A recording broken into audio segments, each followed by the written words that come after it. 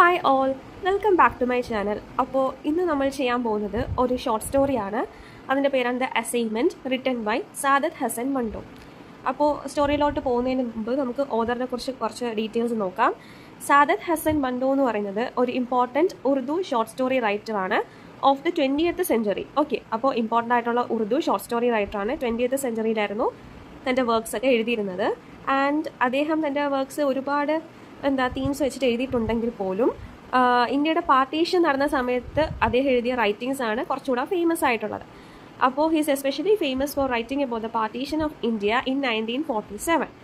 അദ്ദേഹത്തിൻ്റെ വർക്ക്സിൽ നമ്മൾ മേജറായിട്ട് കാണുന്ന തീംസ് ഏതൊക്കെയാണെന്ന് ചോദിച്ചാൽ violence, hatred, displacement, psychological suffering caused by the partition. അപ്പോൾ എന്നിങ്ങനെ കാര്യങ്ങളൊക്കെ അദ്ദേഹത്തിൻ്റെ വർക്ക്സ് നമുക്ക് കാണാൻ പറ്റും. അതായത് നമുക്കെല്ലാവർക്കും അറിയാം, ഒരു സ്ഥലത്ത് വയലൻസ് നടക്കുമ്പോൾ അവിടെ ഒരു നല്ല അന്തരീക്ഷം ഉറപ്പായിട്ടും ആയിരിക്കില്ല. സോ ഒരുപാട് സഫറിങ്സും ഒരുപാട് നമ്മൾ കണ്ടുകൊണ്ട് നിൽക്കാൻ പറ്റാത്ത രീതിയിലുള്ള ഒരുപാട് കാര്യങ്ങൾ നമ്മൾ കാണും. അപ്പോൾ അതൊക്കെയാണ് അദ്ദേഹത്തിൻ്റെ വർക്ക്സിൽ ഡെപ്പിക്റ്റ് ചെയ്യുന്നത്. ആൻഡ് മണ്ടോ എപ്പോഴും വയലൻസിനെ റൊമാൻറ്റിസൈസ് ചെയ്തിട്ടല്ല എഴുതുന്നത്. Okay, he did not romanticise violence. Instead അദ്ദേഹം കാണിച്ചു തരുന്നത് എന്താണെന്ന് വെച്ചാൽ ordinary human beings were affected by the communal hatred. അതായത് ഒരു കമ്മ്യൂണിറ്റി മറ്റൊരു കമ്മ്യൂണിറ്റീനെ ഹെയ്റ്റ് ചെയ്യുമ്പോൾ ഉണ്ടാകുന്ന പ്രശ്നങ്ങളും കാര്യങ്ങളുമാണ് അദ്ദേഹത്തിൻ്റെ വർക്ക്സിൽ ഡെപ്പിക്റ്റ് ചെയ്യാറുള്ളത്. ഓക്കെ, അപ്പോൾ his works often question the artificial divisions created by religion, politics and society. He believed that literature should show reality honestly even when the reality is disturbing. അതായത് നമ്മൾ ട്രൂ ആയിട്ടുള്ള കാര്യമാണ് ലിറ്ററേച്ചറിലൂടെ കാണിക്കേണ്ടത് എന്നൊരു കാര്യമാണ് അദ്ദേഹം നമുക്ക് പഠിപ്പിച്ചു തരുന്നത്. So the assignment is A partition story set during communal violence in Amritsar. ഇനി നമുക്ക് ഈ സ്റ്റോറിയിലേക്കുള്ള ഒരു ബാക്ക്ഗ്രൗണ്ട് ഇൻഫർമേഷൻ നോക്കാം. ഓക്കെ, അപ്പോൾ നമ്മൾ ആദ്യം പറഞ്ഞ കണക്ക് തന്നെ ഒരു പാർട്ടീഷൻ്റെ സമയത്ത് എഴുതിയിട്ടുള്ള ഒരു കഥയാണിത്. ആൻഡ് അമൃത്സറിലാണ് ഇത് സെറ്റ് ചെയ്തിരിക്കുന്നത്. ഇവിടെ കമ്മ്യൂണൽ വയലൻസ് നല്ലതുപോലെ തന്നെ പ്രിവെയിൽ ചെയ്തിരിക്കുന്ന സമയത്താണ് ഈ കഥ എഴുതുന്നത്. ഓക്കെ, അപ്പം പാർട്ടീഷൻ ഓഫ് ഇന്ത്യ എന്നതുകൊണ്ട് ഉദ്ദേശിക്കുന്നത് എന്താണ്? നമുക്കറിയാവുന്ന ഡീറ്റെയിൽസ് എന്താണ്? 1947 British India was divided into India and Pakistan. Okay, ബ്രിട്ടീഷിൻ്റെ പിടിയിലുണ്ടായിരുന്ന India was divided into India and Pakistan. അപ്പോൾ the partition led to enormous communal violence between Hindus, Muslims, Sikh. അതായത് ഒരുപാട് കമ്മ്യൂണിറ്റീസും റിലീജിയനും കാര്യങ്ങളൊക്കെ സ്പ്ലിറ്റായിട്ട് അവർ തമ്മിൽ വഴക്കൂടാൻ തുടങ്ങി. ഓക്കെ, അപ്പോൾ ഈ കഥയിൽ മെയിൻലി നമ്മൾ നോക്കുന്നതും ഹിന്ദുസും മുസ്ലിംസ്, സിഖ് തമ്മിലുള്ള ഒരു കമ്മ്യൂണൽ വയലൻസ് നടന്നുകൊണ്ടിരിക്കുന്ന ഒരു അന്തരീക്ഷത്തിലുള്ള ഒരു സംഭവമാണ്. ഓക്കെ, അങ്ങനെ ഒരു കഥയാണ് നമ്മളിപ്പോൾ നോക്കാൻ പോകുന്നത്. അപ്പോൾ ഇവിടെ അമൃത്സറിലുള്ള പല സിറ്റീസും ഇൻറ്റൻസ് ആയിട്ടുള്ള വയലൻസ് നേരിട്ടുകൊണ്ടിരിക്കുന്നൊരു സിറ്റുവേഷൻ ആയിരുന്നു. അപ്പോൾ ഈ ഇവിടുത്തെ അറ്റ്മോസ്ഫിയർ എന്ന് പറയുന്നത് ഓഫ് ഫിയർ ആൻഡ് അൺസർട്ടനിറ്റി നിറഞ്ഞതാണ്. അത്രത്തോളം പേടിച്ച് വരേണ്ടാണ് ആൾക്കാർ ഓരോ ദിവസവും കഴിച്ചു കൂട്ടുന്നത്. അത്രത്തോളം അവർക്ക് നാളെ ജീവിക്കാൻ പറ്റുമോ എന്നൊരു സിറ്റുവേഷനിലാണ് ഓരോ വ്യക്തികളും അവിടെ ജീവിക്കുന്നത്. അപ്പോൾ ഇതിൻ്റെ അകത്ത് ഹിന്ദുസ്, സിഖ്സ്, പിന്നെ മുസ്ലിം, സിഖ്, അങ്ങനെ പല കമ്മ്യൂണിറ്റിയിലും അങ്ങോട്ടും ഇങ്ങോട്ടും ആൾക്കാർ ഫൈറ്റ് ചെയ്തുകൊണ്ടിരിക്കുകയാണ്. എവിടെ പോയാലും ഒന്നെങ്കിൽ ഫയറിങ്ങിൻ്റെ സൗണ്ട്, ബോംബിടുന്ന സൗണ്ട്, ഷൂട്ട് ചെയ്യുന്നത്, പിന്നെ ഇൻറ്റൻസ് ആയിട്ട് അവിടെ ഇവിടെയും തീ കത്തിക്കുന്നത്, അങ്ങനെ ഒരുപാട് ഡിസ്ട്രക്ഷൻ നിറഞ്ഞൊരു അറ്റ്മോസ്ഫിയർ ആയിരുന്നു ഈ സമയത്ത് അമൃത്സറിൽ നിറഞ്ഞു നിന്നത്. ഓക്കെ, അപ്പോൾ ഇതിൻ്റെ അകത്ത് നമുക്ക് ഇനി സ്റ്റോറിയിലോട്ട് പോകാം. ഓക്കെ, ഈ സ്റ്റോറി ബിഗിൻ ചെയ്യുമ്പം വയലൻസിനെ കുറിച്ച് ഡിസ്ക്രൈബ് ചെയ്തുകൊണ്ടാണ് തുടങ്ങുന്നത്. ആദ്യമൊക്കെ ജസ്റ്റ് ഐസൊലേറ്റഡ് ആയിട്ടുള്ള ഇൻസിഡൻസ് ആയിരുന്നു നടന്നിരുന്നത്. അതായത് ഒറ്റ ആളെ മാത്രം ബാധിക്കുന്ന രീതിയിലാണ് ഓരോ കാര്യങ്ങൾ നടന്നിരുന്നത്. Like the stabbing of a man, അല്ലേ, ഒരാളെ കുത്തിക്കൊല്ലുക, അങ്ങനെയൊക്കെ രീതിയിലാണ് ആദ്യമൊക്കെ ഈ വയലൻസ് നടന്നിരുന്നത്. ഗ്രാജുവലി ഈ ഇൻസിഡൻസ് എല്ലാം ഫുൾ ഫ്ലെഡ്ജഡ് ആയിട്ടുള്ള കമ്മ്യൂണൽ വയലൻസിലോട്ട് മാറി. അതായത് ഫുൾ സ്കെയിൽ എല്ലാവരെയും ബാധിക്കുന്ന രീതിയിൽ ഒരു വയലൻസ് ഹാപ്പൻ ചെയ്തു. അപ്പോൾ ആദ്യം ഇൻഡിവിജ്വലി ഓരോ ആൾക്കാരെയും കൊന്നുകൊണ്ടിരുന്നെങ്കിൽ പോലും ഇപ്പോൾ ഒരു ഇൻഡിവിജ്വലിലേക്ക് മാത്രം ചുരുങ്ങി നിൽക്കുകയല്ല, ഇത് എല്ലാവരെയും ഒരുപാട് ലാർജ് ഗ്രൂപ്പ് ഓഫ് ആൾക്കാരെ കൊന്നുകൊണ്ടിരിക്കുകയാണ്. So people are being killed because of their religious identity, community, etc. So the situation becomes increasingly dangerous ആയിട്ട് മാറിക്കൊണ്ടിരിക്കുകയാണ്. അപ്പോൾ അമൃത്സറിലുള്ള ആൾക്കാർക്ക് പറയുന്നത് ഇതൊന്നൊരു പുത്തരിയൊന്നുമല്ല. ബിക്കോസ് എല്ലാ സമയത്തും അവിടെ വയലൻസും വെടിയും പുകയും നിറഞ്ഞു നിൽക്കുകയാണ് ആ ഒരു പ്ലേസ് എന്ന് പറയുന്നത്. സോ അവിടുത്തെ ആൾക്കാർ പറയുന്നത് എന്താണെന്ന് വെച്ചാൽ ഇതൊന്നും ഇത്രയും കുറേ നാൾ നീണ്ടു നിൽക്കൂല, ഇതൊക്കെ പെട്ടെന്ന് തന്നെ നിന്നോളും. ഇവർ ഈ പൊളിറ്റിക്കലിയും ഓരോരോ രീതിയിലും കൊല്ലാനൊക്കെ നോക്കിയാലും അത് ആ സമയത്തൊരു ഉത്സാഹം മാത്രമേ കാണത്തുള്ളൂ. പിന്നീട് അവർ പതുക്കെ അത് സ്റ്റോപ്പ് ചെയ്ത് പൊക്കോളും എന്നാണ് അവിടുത്തെ ആൾക്കാരുടെ ഒരു വിചാരം. അപ്പോൾ അതിൻ്റെ മെയിൻ റീസൺ എന്താണെന്ന് വെച്ചാൽ ഇതിവിടെ ഒരു ഇതിന് മുമ്പേ നടക്കാത്തൊരു കാര്യമല്ല, ഇത് സ്ഥിരം അവിടെ നടക്കുന്ന ഒരു കാര്യമാണ്. അപ്പോൾ അവർ പറയുന്നത് എന്താണെന്ന് വെച്ചാൽ ദിസ് വിൽ ഓൾസോ പാസ്, അതായത് ഇതും കഴിഞ്ഞു പോകാം, ഈ സമയവും തീരും. They assume that the political and communal passions will eventually calm down, അത് പെട്ടെന്ന് തന്നെ പതുക്കനെ അതും കാം ഡൗൺ ആകും എന്നാണ് അവർ പറയുന്നത്. പക്ഷേ അവർ തെറ്റായിരുന്നു. കാരണം എന്താണെന്ന് വെച്ചാൽ ഈ വയലൻസ് കൂടുന്നതല്ലാതെ കുറയുന്നില്ലായിരുന്നു. This is important because it shows how people can underestimate a crisis. നമ്മൾ കുഞ്ഞു കാര്യമെന്ന് വിചാരിക്കുന്നതായിരിക്കും കുറച്ച് നാൾ കഴിയുമ്പം വലിയ രീതിയിൽ അത് ഒരു വലിയ ഗ്രൂപ്പ് ഓഫ് ആൾക്കാരെ ബാധിക്കുന്നത്. അത് തന്നെയാണ് ഇവിടെ നടക്കുന്നത്. ഓക്കെ, അപ്പോൾ ഇവിടെ പാർട്ടീഷൻ്റെ സമയത്തൊക്കെ സാധാരണ കമ്മ്യൂണിറ്റിയുടെ റിലീജിയൻ്റെയൊക്കെ പേരിലല്ലേ വഴക്ക് കൂടുന്നത്. അതുകൊണ്ട് തന്നെ വയലൻസ് ഇവിടെ ഭയങ്കര ഇൻറ്റൻസ് ആയിട്ട് നിൽക്കുകയാണ്. ബാഡിൽ നിന്ന് വേസ്റ്റ് ഒരു സിറ്റുവേഷനിലോട്ട് പോയി. അപ്പോൾ സാധാരണ ആൾക്കാർ ചെയ്യുന്നത് എന്താണെന്ന് വെച്ചാൽ Muslims living in the Hindu areas began leaving to other places അല്ലേ.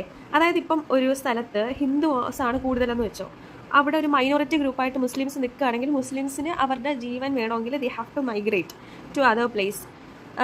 മുസ്ലിംസ് മെജോറിറ്റി ആയിട്ടുള്ള ഒരു പ്ലേസിലോട്ട് മൈഗ്രേറ്റ് ചെയ്യേണ്ടി വരും. കാരണം അവർക്ക് അവരുടെ സർവൈവൽ അവിടെ ഇമ്പോർട്ടൻ്റ് ആണ്. അതുപോലെ തന്നെ Hindus living in Muslim majority areas also leave the place. People move to places where they believe they will be safer. അപ്പോൾ ഇവിടെ ഷെയർഡ് കമ്മ്യൂണിറ്റി എന്ന് പറയുന്നൊരു ഐഡിയ ഉണ്ടല്ലോ, ഇവിടെ ഒട്ടും പോസിബിൾ അല്ല. കാരണം എന്താണെന്ന് വെച്ചാൽ കമ്മ്യൂണൽ വയലൻസ് ഈ ഐഡിയയെ തന്നെ ഡിസ്ട്രോയ് ചെയ്ത് കളയുകയാണ് അല്ലേ. അപ്പോൾ people who once lived together peacefully are suddenly separated according to their religion. ഇനി നമുക്ക് ഈ സ്റ്റോറിയിലെ മേജർ ക്യാരക്ടേഴ്സിനെ നോക്കാം. ഓക്കെ, അപ്പോൾ ഇതാണ് ഒരു ജനറൽ ഒരു background of the story. Okay, അതിൻ്റെ അകത്ത് മേജറായിട്ട് 3-4 ക്യാരക്ടേഴ്സ് ഉണ്ട്. മെയിനായിട്ട് നമ്മൾ പറയുന്നത് മിയാൻ അബ്ദുൾ ഹായ് എന്ന് പറയുന്നൊരു ക്യാരക്ടറാണ്. അതാണ് ഈ സ്റ്റോറിയുടെ സെൻട്രൽ ക്യാരക്ടർ. അദ്ദേഹത്തിനെ നമ്മൾ മിയാൻ സാഹിബ് എന്നും വിളിക്കാറുണ്ട് ഈ സ്റ്റോറിയിൽ. അപ്പോൾ the central character is Mian Abdul Hai, a retired judge. അപ്പോൾ ലോ ആയിരുന്നു അദ്ദേഹത്തിൻ്റെ ഫീൽഡ്. ഇപ്പോൾ അദ്ദേഹം റിട്ടയേർഡായി. ആൻഡ് അദ്ദേഹം ഒരു റെസ്പെക്റ്റബിൾ ആയിട്ടുള്ള എഡ്യൂക്കേറ്റഡ് ആയിട്ടുള്ള കോൺഫിഡൻ്റ് ആയിട്ടുള്ള വ്യക്തിയായിരുന്നു. അപ്പോൾ അദ്ദേഹത്തിൻ്റെ ബിലീഫ് എന്താണെന്ന് വെച്ചാൽ this situation will return to normal very soon. അതായത് പെട്ടെന്ന് തന്നെ ഈ സിറ്റുവേഷൻ, ഈ പൊളിറ്റിക്കലി ചാർജ്ഡ് ആയിട്ടുള്ള ഈ സിറ്റുവേഷൻ പെട്ടെന്ന് മാറും, എല്ലാം പഴയ പോലെ നോർമലായിട്ട് വരും. ഓക്കെ, പിന്നെ അദ്ദേഹത്തിന് 2 മക്കളുണ്ട്. അദ്ദേഹത്തിൻ്റെ ഡോട്ടറിൻ്റെ പേരാണ് സുഗ്ര. സുഗ്രയും ഈ സ്റ്റോറിയുടെ ഒരു ഇമ്പോർട്ടൻറ്റ് ക്യാരക്ടറാണ്. ആൻഡ് അദ്ദേഹത്തിന് ഒരു സണ്ണുണ്ട്, സണ്ണ് ബഷാറത്ത്. മൂത്തത് സുഗ്രയാണ്. സുഗ്രയ്ക്ക് 17 വയസ്സാണുള്ളത്. ആൻഡ് ബഷാറത്തിന് 11 വയസ്സാണ് ഉള്ളത്. പിന്നീട് ഇതിൻ്റെ അകത്ത് ഒരു ഓൾഡ് സെർവൻ്റ് ഉണ്ട്. ആ സെർവൻറ്റിൻ്റെ പേരാണ് അക്ബർ. അപ്പോൾ അക്ബർ ഇപ്പം നല്ല വയസ്സായിട്ട് നിൽക്കുകയാണ്. അപ്പോൾ ഈ വീട്ടിൽ ഇത്രയും അംഗങ്ങൾ മാത്രമേ ഉള്ളൂ. ഇവരൊരു സ്മോൾ ഫാമിലിയാണ്. അപ്പോൾ സൂഗ്ര ഇങ്ങനെ ഈ ഓരോരോ കാര്യങ്ങൾ കാണുന്നുണ്ടല്ലോ, അതുകൊണ്ട് തന്നെ സൂഗ്രയ്ക്ക് നല്ല പേടിയാവുന്നുണ്ട് ഈ പ്ലേസ് നിൽക്കാൻ, അമൃത്സറിൽ നിൽക്കാൻ. ബിക്കോസ് ഇതൊരു ഹിന്ദു ഡോമിനേറ്റഡ് ആയിട്ടുള്ള ഏരിയ ആണ്. അപ്പോൾ മുസ്ലിം മൈനോറിറ്റി ആയിട്ടുള്ള ഇവർക്ക് ഉറപ്പായിട്ടും ഈ ഏരിയ എന്ന് പറയുന്ന ഒരു ത്രെറ്റാണ്. സോ സൂഗ്ര സജസ്റ്റ് ചെയ്യുകയാണ് നമുക്ക് ഒരു സേഫർ മുസ്ലിം ലൊക്കാലിറ്റിയിലോട്ട് പോയാലോ എന്ന്. അപ്പോൾ ഈ മിയാൻ സാഹിബ്, അതായത് സൂഗ്രയുടെ അച്ഛൻ പറയുകയാണ്, you are imagining things, everything is going to be normal very soon. നീ ചുമ്മാ ആലോചിച്ച് കൂട്ടല്ലേ, നീ ഇമാജിൻ ചെയ്യേണ്ട ആവശ്യമൊന്നുമില്ല, എല്ലാം പെട്ടെന്ന് തന്നെ നോർമൽ ആയിക്കോളും എന്നാണ് അദ്ദേഹം പറയുന്നത്. അദ്ദേഹത്തിൻ്റെ കോൺഫിഡൻസും അദ്ദേഹത്തിന് എല്ലാം അറിയാം. കാരണം അദ്ദേഹം ഒരുപാട് ജീവിതം കണ്ടിട്ടുണ്ട്, മുന്നേ ഇതേപോലെ നടന്നിട്ടുണ്ട് എന്നൊരു ഉറപ്പ് കൊണ്ടിട്ടാണ് അദ്ദേഹം ഇങ്ങനെ പറയുന്നത്. പക്ഷേ അദ്ദേഹത്തിൻ്റെ ഈ ഒരു ചിന്ത ഉണ്ടല്ലോ, തെറ്റായി മാറുകയാണ് ഈ സ്റ്റോറിയുടെ എൻഡിങ്ങിൽ നടക്കുന്നത്. അപ്പോൾ ഈ സിറ്റുവേഷൻ്റെ സീരിയസ്നെസ് അത്രത്തോളം കൂടുതലാണ്. പിന്നീട് നമുക്ക് സൂഗ്രയുടെ ക്യാരക്ടർ ഒന്ന് നല്ലതുപോലെ നോക്കുകയാണെങ്കിൽ സൂഗ്ര അച്ഛനെക്കാട്ടും കുറച്ചുകൂടെ ഒബ്സർവൻ്റ് ആയിട്ടുള്ളൊരു ക്യാരക്ടറാണ്. സൂഗ്ര ഇങ്ങനെ കാണുകയാണ് she notices the increasing number of fires across Amritsar. കാരണം എന്താണെന്ന് വെച്ചാൽ സൂഗ്ര തൻ്റെ ഹൗസിൻ്റെ റൂഫ് ടോപ്പിൽ ചെന്നിട്ട് എപ്പോഴും നോക്കും എന്തൊക്കെയാണ് നടക്കുന്നത്, മുകളിൽ ചെന്നിട്ട് എപ്പോഴും നോക്കും എന്തൊക്കെയാണ് കാര്യങ്ങൾ ഈ ലോകത്ത് നടക്കുന്നത്, ലൈക്ക് അവളുടെ കമ്മ്യൂണിറ്റിയിൽ എന്തൊക്കെയാണ് നടക്കുന്നത്. അപ്പോൾ സൂഗ്ര എപ്പോഴും കാണുന്നത് എന്താണെന്ന് വെച്ചാൽ ഫയർ, സ്മോക്ക്, വയലൻസ്, ടെറിഫൈങ് ആയിട്ടുള്ള സ്ലോഗൻ, അതായത് മാറി മാറി അല്ലാഹു അക്ബർ, അതുപോലെ തന്നെ ഹർ ഹർ മഹാദേവ് എന്ന് പറയുന്ന ഈ സ്ലോഗൻസ് മാറി മാറി ഓരോ ഗ്രൂപ്പ് ഓഫ് ആൾക്കാരും പറഞ്ഞുകൊണ്ട് നിൽക്കുകയാണ്. സോ അവിടെ ഒരു വലിയൊരു കോൺഫ്ലിക്റ്റാണ് നടന്നുകൊണ്ടിരിക്കുന്നത്. പിന്നെ the city becoming increasingly dangerous ആയി മാറിക്കൊണ്ടിരിക്കുന്നു. ബിക്കോസ് ആൾക്കാർ പല രീതിയിലാണ് മരിക്കുന്നത്. ആൻഡ് ചിലവർ അവരുടെ ഒരു റിലീജിയന് വേണ്ടിയിട്ട് അല്ലെങ്കിൽ കമ്മ്യൂണിറ്റിക്ക് വേണ്ടിയിട്ട് സ്വയം സാക്രിഫൈസും ചെയ്യുന്നു. പിന്നെ പലതരം ആൾക്കാരാണ് ഈ പാർട്ടീഷനിൽ സൂഗ്ര കാണുന്നത്. The nights are especially frightening ആയി മാറുകയാണ്. And the sky is illuminated by fires, അതായത് തീ കൊണ്ട് നിറഞ്ഞു നിൽക്കുകയാണ്, സ്മോക്ക് കൊണ്ട് ഒക്കെ നിറഞ്ഞു നിൽക്കുകയാണ് ഈ ലോകം. അപ്പോൾ ഇതൊരു പവർഫുൾ ഇമേജാണ് നമുക്ക് തരുന്നത്. കാരണം ഈ ലോകം എങ്ങനെ നശിക്കുന്നു എന്നതിനൊരു ബെസ്റ്റ് എക്സാമ്പിളാണ് ഈ ഇമേജസ് എന്ന് പറയുന്നത്. Sugra therefore represents awareness and anxiety, while her father represents confidence and denial. പിന്നീട് നമുക്കിതിൻ്റെ അകത്തൊരു മേജറായിട്ട് ഇവൻ്റായിട്ട് വരുന്നത് എന്താണെന്ന് വെച്ചാൽ, പെട്ടെന്നൊരു ദിവസം എന്താ റമദാൻ ഒക്കെ ആയപ്പോൾ ഈ മിയാൻ സാഹിബിന് ഒരു സ്ട്രോക്ക് വരികയാണ്. അപ്പോൾ അദ്ദേഹത്തിൻ്റെ കണ്ടീഷൻ ഭയങ്കര സീരിയസ് ആയി മാറുകയാണ്. ഫിസിക്കലി വീക്കായി, നല്ലതുപോലെ സംസാരിക്കാൻ പറ്റുന്നില്ല, ബാക്കിയുള്ളവരിൽ ഡിപ്പെൻഡൻ്റ് ആയി, കാരണം ഹെൽപ്പ് വേണം ബാക്കിയുള്ളവരുടെ, ആൻഡ് ബെഡിൽ തന്നെ കിടപ്പിലുമായി. അപ്പോൾ ഈ ഒരു പാട്ടെന്ന് പറയുന്നത് ഇമ്പോർട്ടൻ്റ് ആയിട്ടുള്ളൊരു ഒരു പ്ലോട്ടിൽ തന്നെ ഇമ്പോർട്ടൻ്റ് ആയിട്ടുള്ള ഇവൻ്റാണ്. This is important because the man who previously seem confident and powerful is no completely helpless. അതായത് പെട്ടെന്നൊരു ദിവസമാണ് അദ്ദേഹത്തിന് ഫിസിക്കൽ വീക്ക്നെസ് വരികയും and it mirrors the destruction happening around him. അപ്പോൾ സിറ്റി ഒന്നുകൂടെ ഡേഞ്ചറസ് ആയിട്ട് മാറുകയാണ്, കടകളൊക്കെ അടയ്ക്കുന്നു. അപ്പോൾ മിയാൻ സാഹിബിനെ കാണിക്കാൻ, ഡോക്ടറിനെ കാണിക്കാൻ പറ്റുന്നില്ല. The clinic near their house close, dispensary is shut. അങ്ങനെ വെള്ളവും ഇലക്ട്രിസിറ്റിയും എല്ലാം കട്ട് ഓഫ് ചെയ്തു. അപ്പോൾ സിറ്റി കൊളാപ്സ് ആയിക്കൊണ്ടിരിക്കുകയാണ്. കാരണം ഇവിടെ ഒന്നും തന്നെ നമുക്ക് ലൈഫ് സസ്റ്റെയിൻ ചെയ്തുകൊണ്ട് പോകാൻ, അല്ലെങ്കിൽ നമുക്ക് മെഡിസിൻ വാങ്ങാൻ പോലും പറ്റാത്തൊരു സിറ്റുവേഷനായിട്ട് മാറിയിരിക്കുകയാണ്. അങ്ങനെ Sughra realises that they cannot remain safe forever, but her father is still confident. കാരണം മക്കളെ സമാധാനിപ്പിക്കുകയാണ്, എല്ലാം ശരിയാവും. ബട്ട് അദ്ദേഹത്തിനും കുറച്ച് റിയലൈസേഷൻ വന്നുകൊണ്ടിരിക്കുകയാണ് ഈ സിറ്റുവേഷൻ എന്ന് പറയുന്നത് വേഴ്സ് ആൻഡ് വേഴ്സറിലോട്ട് മാത്രമാണ് പോകുന്നത് എന്നുള്ളത്. അപ്പോൾ സൂഗ്ര എന്ന് പറയുന്ന ചൈൽഡ് റെസ്പോൺസിബിലിറ്റി ഏറ്റെടുക്കാൻ തയ്യാറാവുകയാണ് ഫോർ ഹർ ഫാമിലി. എന്നിട്ട് യങ്ങർ ബ്രദർ ബഷാറത്താണ് യങ്ങർ ബ്രദറിൻ്റെ പേര്. അപ്പോൾ ബഷാറത്തിന് അവൾ സമാധാനിപ്പിക്കുകയും പേടിക്കേണ്ട എന്നൊക്കെ പറയുകയും ചെയ്യാണ്. He is frightened. Okay, he is the younger one and he is frightened. അപ്പോൾ she tries to protect him while also caring for her father. This makes Sughra one of the strongest characters in the story. പിന്നീട് Sughra house ഹോൾഡിനെയും ആ സിക്കായിട്ടുള്ള ഫാദറിനെയും younger ബ്രദറിനെയും അവരുടെ സേഫ്റ്റിയുടെയും കാര്യങ്ങളൊക്കെ responsibility ഏറ്റെടുക്കാൻ വേണ്ടി തീരുമാനിക്കുകയാണ്. പിന്നീട് നമ്മൾ ഈ സ്റ്റോറിയിൽ അക്ബർ എന്ന് പറയുന്ന ഓൾഡ് സെർവൻറ്റിനെ പറ്റി പറയുകയാണ്. അക്ബർ എന്ന് പറയുന്ന ഈ വീട്ടിൽ അദ്ദേഹത്തിൻ്റെ മിയാൻ സാഹിബിൻ്റെ ഹെൽപ്പറായിരുന്നു. പക്ഷേ അദ്ദേഹത്തിന് ഇപ്പം നല്ല വയസ്സായിട്ട് നിൽക്കുകയാണ്. അപ്പോൾ ഈ അക്ബറിന് ഇപ്പോൾ 70 വയസ്സുണ്ട് and he stays with his family. സൂഗ്രയ്ക്ക് ഭയങ്കര ഫ്രസ്ട്രേറ്റഡ് ആയിട്ട് നിൽക്കുകയാണ്, കാരണം തൻ്റെ ഫാമിലിക്ക് വേണ്ടി ഒന്നും ചെയ്യാൻ പറ്റുന്നില്ലല്ലോ എന്നൊക്കെ ഓർത്തിട്ട്. അപ്പം സൂഗ്ര എന്ത് ചെയ്യാണ്, she vented out her anger on him. അപ്പോൾ വെറുതെ ഇരുന്ന് അക്ബറിൻ്റെ അടുത്ത് വന്നിട്ട് പറയാം, നീ ഇങ്ങനെയാണോ എൻ്റെ അച്ഛനെ നോക്കുന്നത്, ഇങ്ങനെയാണോ ഹെൽപ്പർ ആവുന്നത്, ഒന്നും നോക്കുന്നില്ല എന്നൊക്കെ പറഞ്ഞ് നിൽക്കുകയാണ് സൂഗ്ര. അപ്പം തൻ്റെ ദേഷ്യമെല്ലാം അക്ബറിൻ്റെ അടുത്തോട്ട് ഇതാക്കുകയാണ്. അപ്പോൾ she feels that whatever she is doing is not right. പെട്ടെന്നൊരു സമയത്ത് വന്നിട്ട് ദേഷ്യം അക്ബറിൻ്റെ അടുത്ത് വേണ്ടി ചെയ്യുന്നത് ശരിയല്ല എന്നറിയാമെങ്കിൽ പോലും, പക്ഷേ ആ സമയത്ത് അങ്ങനെ ചെയ്തു, ലേറ്റർ റിഗ്രറ്റ് ചെയ്തെങ്കിൽ പോലും. At one point, she harshly asked him why he is not doing more for Mian Abdul Hai. Later, she regrets her harshness.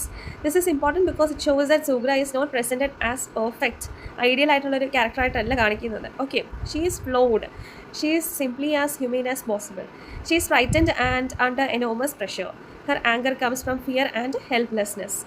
And ഇതിന് ശേഷം ഇത്രയൊക്കെ സൂഗ്ര അക്ബറിൻ്റെ അടുത്ത് പറഞ്ഞതിന് ശേഷം ഒരു ഈവനിങ് ആയപ്പം സൂഗ്ര കാണുകയാണ് അക്ബർ ഈ വീട്ടിൽ കാണാനേ ഇല്ല. അപ്പം ഫ്രണ്ട് ഡോറ് തുറന്നു കിടക്കുന്നതായിട്ടും കണ്ടു. അപ്പോൾ സൂഗ്രയ്ക്ക് ഒരു ഐഡിയ ഇല്ല അക്ബർ എവിടെ പോയെന്ന്. പക്ഷേ this increases the feeling of danger. The family is becoming increasingly isolated ആയിട്ട് മാറിക്കൊണ്ട് നിൽക്കുകയാണ്. സൂഗ്ര പിന്നെ വിചാരിക്കുകയാണ് അക്ബർ ചിലപ്പം തൻ്റെ ഫാദറിന് വേണ്ടിയിട്ട് മെഡിസിൻ വാങ്ങാൻ പോയിരിക്കുന്നതായിരിക്കാം. പക്ഷേ still she is feeling uneasy because നല്ലൊരു സമയമല്ലല്ലോ, ഇങ്ങനൊരു സിറ്റുവേഷനിൽ പുറത്ത് പോകുന്ന ഒട്ടും സേഫ് അല്ല. സോ സൂഗ്രയ്ക്ക് നല്ല പേടിയായിട്ട് നിൽക്കുകയാണ്. 2-3 ദിവസം കഴിഞ്ഞ് നോക്കിയിട്ടും അക്ബറിനെ കാണുന്നില്ല. അപ്പോൾ ആ വീട് ഒന്നുകൂടെ ആൾക്കാരില്ലാതെ ഐസൊലേറ്റഡ് ആയിട്ട് മാറിക്കൊണ്ട് നിൽക്കുകയാണ്. ഓക്കെ, പിന്നെ ഇതിന് ശേഷം the story takes place during the period of ഈദിൻ്റെ സമയമായിട്ട് വന്നേക്കുവാണ്. Normally Eid is associated with happiness, friendship, family, celebration, prayer, community. അത്രയും ഒരു ഫെസ്റ്റിവലായിട്ടാണ് ഈദിനെ നമ്മൾ കാണുന്നത്. അല്ലെങ്കിൽ ഈദ് അസോസിയേറ്റ് ചെയ്ത് വെച്ചിരിക്കുന്നത് ഏതൊരു ഫെസ്റ്റിവൽ ആവട്ടെ അത് നല്ലൊരു കാര്യത്തിന് വേണ്ടിയിട്ടായിരിക്കും വരുന്നത്. പക്ഷേ ഈ ഈദ് എന്ന് പറയുന്നത് ഈ ഒരു സിറ്റിയിൽ, ഈ ഒരു പ്ലേസിൽ കംപ്ലീറ്റ്ലി ഡിഫറെൻ്റ് ആയിട്ട് മാറിയിരിക്കുകയാണ്. Sugra remembers previous Eid celebrations when the family used to go to the roof and look for the new moon.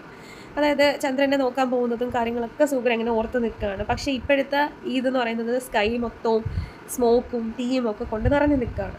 അപ്പോൾ ഇതൊരു കോൺട്രാസ്റ്റാണ് കാണിക്കുന്നത്. പണ്ട് ഈദ് എന്ന് പറയുന്നത് സന്തോഷവും സെലിബ്രേഷനും നിറഞ്ഞു നിൽക്കുന്നതായിരുന്നു. പക്ഷേ ഇപ്പം ഈദ് എന്ന് പറയുന്നത് സിംബലൈസ് ചെയ്യുന്ന ഫിയർ, വയലൻസ്, അൺസർട്ടനിറ്റി എന്നീ കാര്യങ്ങളാണ്. അവർക്ക് ജീവനോടെ ഇരിക്കാൻ പറ്റുമോ എന്ന് പോലും ഉറപ്പില്ലാത്തൊരു സിറ്റുവേഷനിലാണ് അവർ നിൽക്കുന്നത്. This is one of the strongest contrast in the story. അപ്പോൾ സൂഗ്ര ക്രസൻറ്റ് മൂണിനെ നോക്കിയിട്ട് പ്രാർത്ഥിക്കുകയാണ് തൻ്റെ ഫാദർ പെട്ടെന്ന് റിക്കവർ ആവണേ എന്നൊക്കെ പറഞ്ഞിട്ട്. Mian Abdul Hai also looks at the moon. എന്നിട്ട് അദ്ദേഹം പറയാണ് God is merciful, all will be well. എല്ലാം പെട്ടെന്ന് ശരിയാവും, ഗോഡ് മേഴ്സിഫുൾ ആണ്. അപ്പോൾ അദ്ദേഹത്തിൻ്റെ സ്ട്രോങ് ആയിട്ടുള്ള ഒരു ബിലീഫും റിലീജിയസ് ഫെയ്ത്തും കാര്യങ്ങളൊക്കെയാണ് ഈ ഒരു സെൻറ്റൻസിലൂടെ നമുക്ക് വ്യക്തമാകുന്നത്.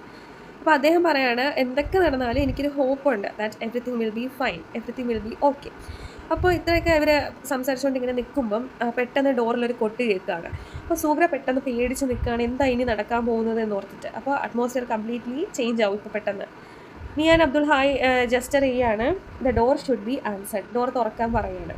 അപ്പോൾ Sughra thinks it might be Akbar, കാരണം അക്ബർ ആണല്ലോ പുറത്ത് പോയിരിക്കുന്നത്, അപ്പോൾ അക്ബർ ആയിരിക്കാമെന്ന് സൂഗ്ര ഓർക്കുന്നു. പക്ഷേ ഫാദർ പറയാണ് ഇത് അക്ബർ അല്ല. അപ്പോൾ അക്ബർ അല്ലാതെ വേറെ ആരായിരിക്കും ഈ ഡോർ തുറന്നത്? അതൊരു ക്വസ്റ്റ്യൻ മാർക്കാണ്. അപ്പോൾ Sughra ask Basharat to look through the small opening in the door. അപ്പോൾ സൂഗ്ര തൻ്റെ യങ് ബ്രദറിനോട് പറയാണ് ആ ഡോറിൻ്റെ കുഞ്ഞ് ഓപ്പണിങ്ങിലൂടെ നോക്കാൻ അത് ആരാ വന്നിരിക്കുന്നതെന്ന്. അപ്പോൾ അവർ നോക്കിയപ്പോൾ ഒരു യങ് ആയിട്ടുള്ള സിഖ് മാൻ ആണ് അവിടെ നിൽക്കുന്നത്. സിഖ് മാൻ എന്ന് പറയുമ്പോൾ വേറൊരു കമ്മ്യൂണിറ്റിയിൽ നിന്ന് വന്നൊരു വ്യക്തി. അപ്പോൾ അദ്ദേഹത്തിൻ്റെ കയ്യിലൊരു ബാഗുണ്ട്. This is important because the family is Muslim and the visitor is Sikh. അപ്പോൾ given the violent communal atmosphere the reader naturally become suspicious. ഈ സിഖ് വന്നത് ഇവരെന്തെങ്കിലും ഹാം ചെയ്യാനാണോ അല്ലെങ്കിൽ എന്തെങ്കിലും പ്രശ്നം വരുത്തുമോ എന്നൊക്കെ ഓർത്തിട്ട് നമുക്കൊരു സസ്പീഷ്യൻസ് ആയിട്ടുള്ളൊരു ഇൻസ്റ്റിങ്ക്റ്റ് തരാണ്. ഓക്കെ, അപ്പോൾ ഇതൊക്കെ കണ്ടപ്പം ബ്രദറായിട്ടുള്ള ബഷാറത്തിന് ഭയങ്കര പേടിയായി, കാരണം ഇത് ആരാന്നൊന്നും അറിയില്ലല്ലോ. അപ്പോൾ പിന്നെ ഇതിന് ശേഷം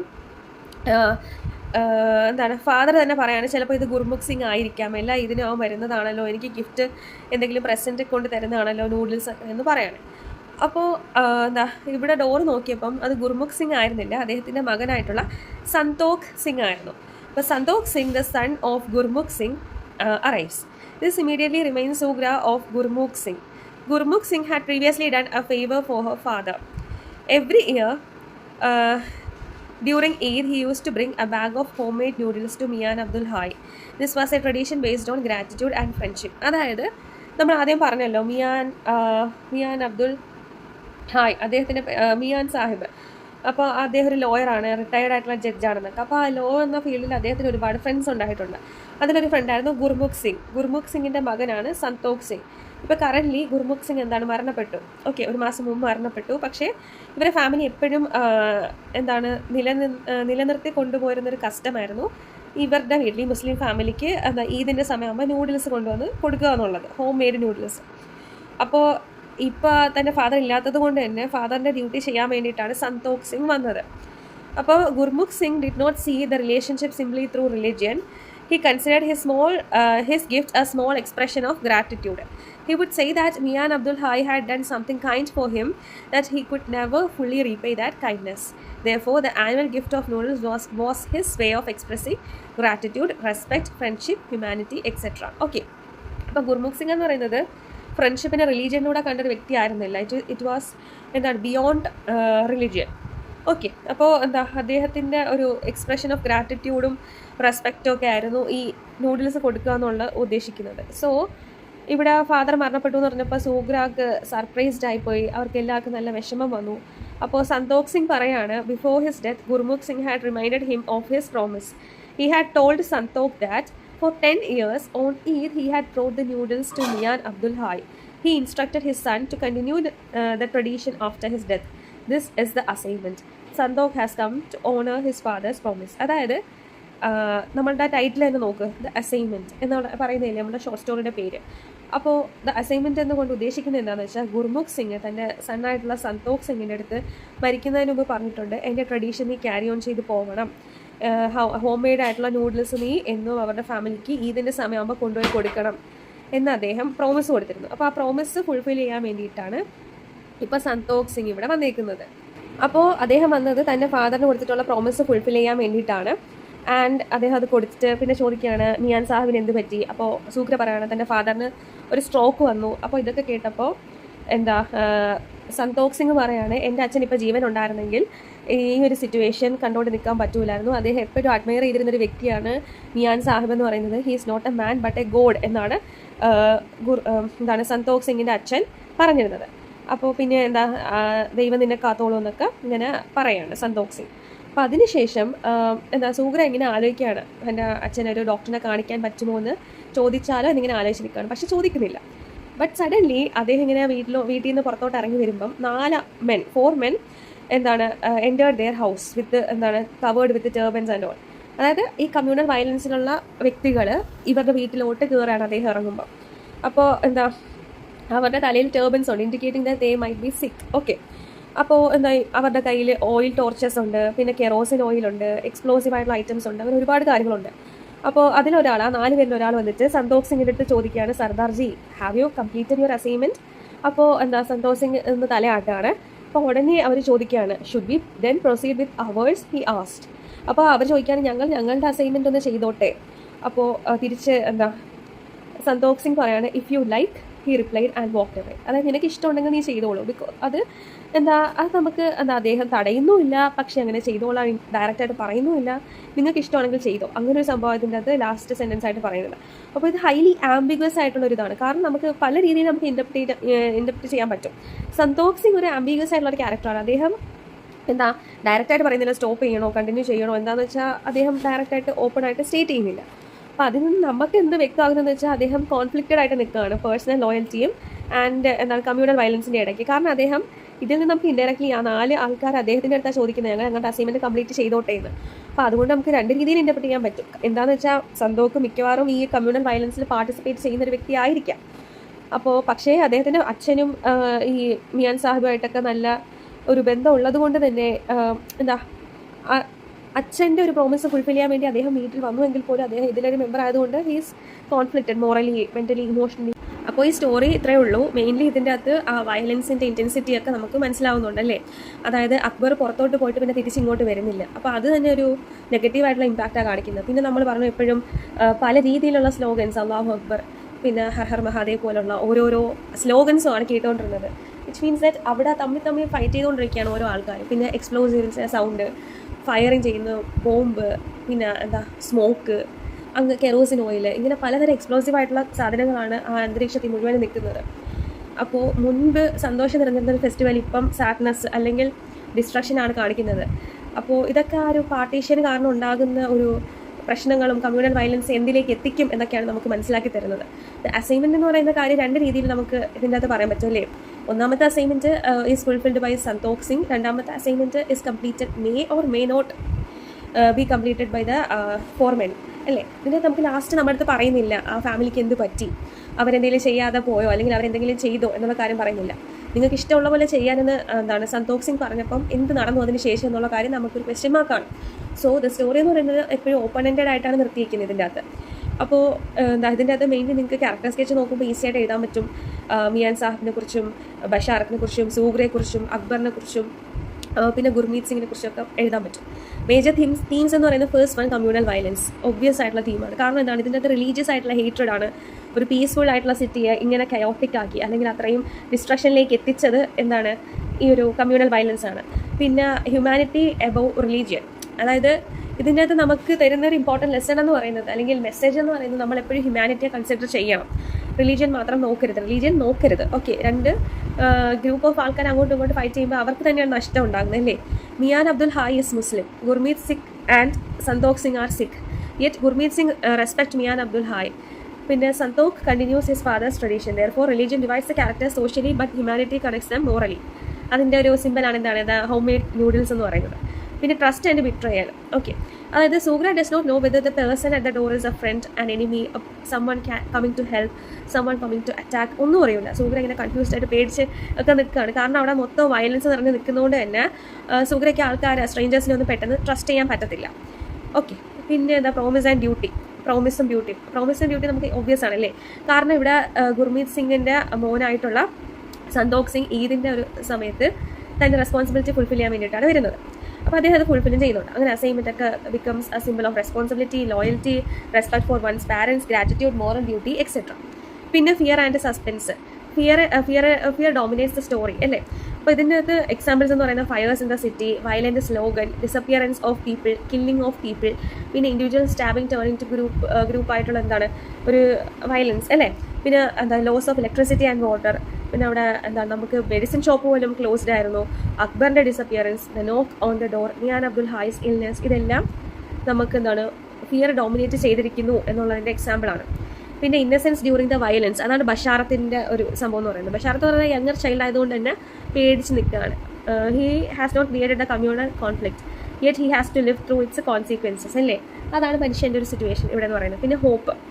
ഓക്കെ, അപ്പോൾ ഇതൊക്കെയാണ് ഒരു ബേസിക് ആയിട്ടുള്ളൊരു ഇൻഫർമേഷൻ്റെ ഒരു ഈസി ആയിട്ടുള്ള ഷോർട്ട് സ്റ്റോറിയാണ്. ഈസിയേക്കാൾ ഉപരി നമ്മളൊരു തോട്ട് പ്രൊവോക്കിംഗ് ആയിട്ടുള്ള, അല്ലെങ്കിൽ നമ്മളെ പല കാര്യങ്ങളും പഠിപ്പിച്ച് തരും. നമ്മൾ ഡെയിലി നമ്മളെ ബാധിക്കുന്നത് വരെ നമുക്ക് അത് ബാധകമല്ല എന്ന് ചിലർ പല കാര്യങ്ങൾക്കും പറയും. പക്ഷെ നമ്മൾ എല്ലാ കാര്യങ്ങളിലും അവെയർ ആയിരിക്കണം എന്ന് ഒരു മെസ്സേജ് തരുന്നൊരു ഷോർട്ട് സ്റ്റോറിയാണിതെന്ന് പറയുന്നത്. ഓക്കെ, അപ്പോൾ ഡേഞ്ചറസ് ആയിട്ടുള്ള സെറ്റിംഗ് ആണ് കൊടുത്തിരിക്കുന്നത്. പിന്നെ ഇതിൻ്റെ അൺഎക്സ്പെക്റ്റഡ് ആയിട്ടുള്ള ഇവൻറ്റ് വെച്ചിട്ടാണ് നിർത്തിയിരിക്കുന്നത്. എൻഡിങ് എന്ന് പറയുന്നത് ഐറണിക്കലാണ്, ഇമോഷണൽ ഇമ്പാക്റ്റ് തരുന്നുണ്ട്, പല രീതിയിൽ നമ്മൾ ചിന്തിപ്പിക്കുന്നുണ്ട്. അപ്പോൾ എല്ലാവർക്കും ഈ ഷോർട്ട് സ്റ്റോറി മനസ്സിലായി എന്ന് വിശ്വസിക്കുന്നു. And if you like this video, ഒന്ന് ലൈക്ക് ചെയ്യുക, ഷെയർ ചെയ്യുക, സബ്സ്ക്രൈബ് ചെയ്യുക. ആൻഡ് നിങ്ങൾക്ക് വേറെ ഏതെങ്കിലും ചാപ്റ്റർ ചെയ്യണമെന്ന് ആഗ്രഹം ഉണ്ടെങ്കിൽ please do comment and I will do work on that. Thank you.